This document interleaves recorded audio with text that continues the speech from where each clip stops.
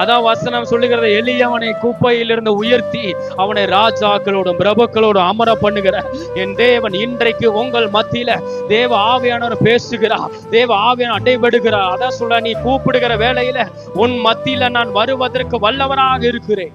சத்தமர் அலையிலையா சொல்லுங்க.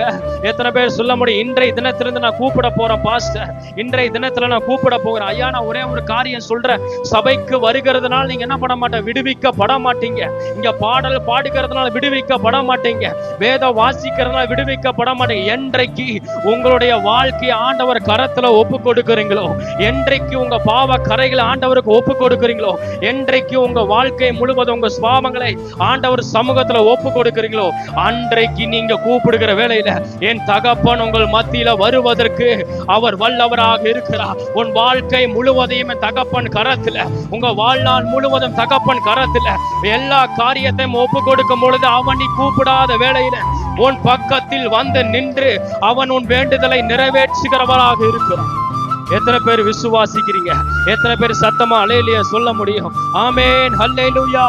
ஐயா, உங்க வாழ்க்கையை முழுமையா ஒப்பு கொடுங்க, எல்லா விதத்திலையும் முழுமையா ஒப்பு கொடுங்க. அன்றைக்கு தான் நீங்க கூப்பிடாமையே உங்க சமூகத்துல வந்து நிற்கிறவராக காணப்படுகிறார். ஆமென். முழுமையா ஆண்டவருக்கு முக்கியமே எல்லாம் முழுமைதான். ஆமென். பாதி எல்லாம், அதுல இருந்து கால் எல்லாம் எனக்கு வந்தா முழுமைதான் வேணும். அல்லேலூயா.